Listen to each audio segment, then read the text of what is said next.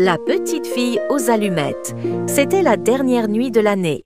Un vent glacial soufflait à travers les rues sombres de la ville, soulevant des nuages de neige.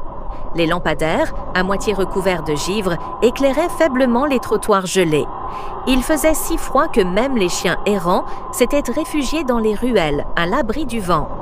Dans cette nuit glaciale, une petite silhouette avançait difficilement.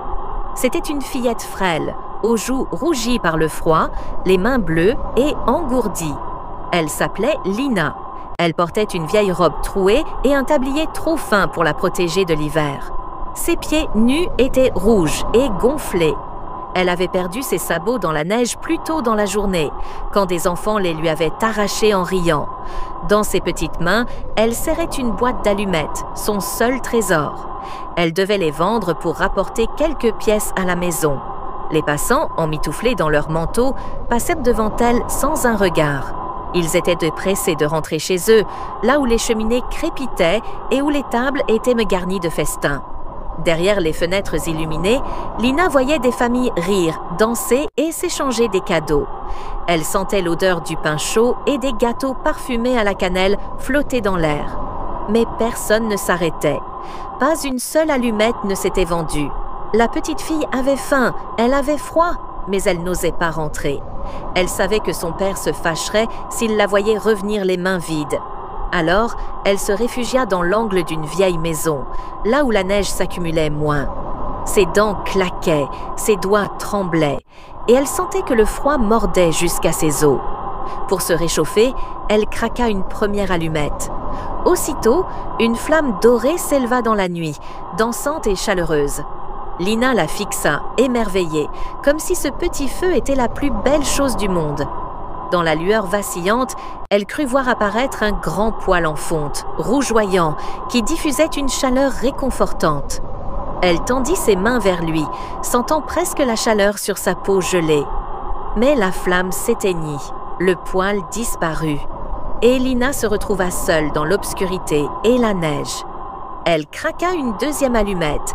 Cette fois, la lueur révéla une grande table de fête, couverte de plats délicieux. Il y avait un rôti fumant, des légumes dorés et au centre, un gâteau scintillant de sucre et de fruits confits. La petite fille sentit son estomac se tordre de faim. Elle tendit la main vers la nourriture, prête à prendre une bouchée. Mais la flamme s'éteignit à nouveau et tout disparut. Devant elle, il ne restait que la nuit glaciale et le silence. Déterminée à continuer de rêver, Lina alluma une troisième allumette. La lumière jaillit et illumina la façade enneigée de l'immeuble d'en face. Dans cette flamme, elle vit apparaître un magnifique sapin de Noël, couvert de boules dorées et d'ornements scintillants. Des centaines de petites bougies brillaient comme des étoiles. La fillette leva les yeux, émerveillée, et se sentit emportée dans un monde féerique. Mais la flamme mourut, et l'arbre de Noël s'éleva dans le ciel comme une étoile filante, disparaissant dans la nuit.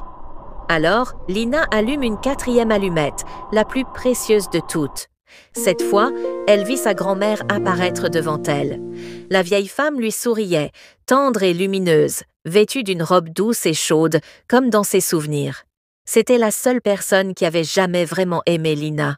« Grand-mère, emmène-moi avec toi », murmura la petite fille, les larmes aux yeux. Elle craqua toutes les allumettes restantes pour que la vision ne disparaisse pas. La lumière s'intensifia et sa grand-mère l'enveloppa dans ses bras. Lina sentit une chaleur douce et son cœur se remplit d'un bonheur qu'elle n'avait jamais connu. Au matin, les passants retrouvèrent la petite fille assise dans la neige. Elle avait le visage paisible, un léger sourire sur les lèvres et dans sa main gelée, une boîte vide d'allumettes brûlées. Elle n'avait pas survécu à la nuit, mais son âme avait rejoint sa grand-mère dans un monde sans froid, sans faim et sans solitude. Morale du conte. Même les plus petits gestes de compassion peuvent sauver une vie. N'ignorons jamais ceux qui souffrent dans l'ombre, car un sourire, une couverture ou un repas peuvent être la plus grande lumière dans leur nuit.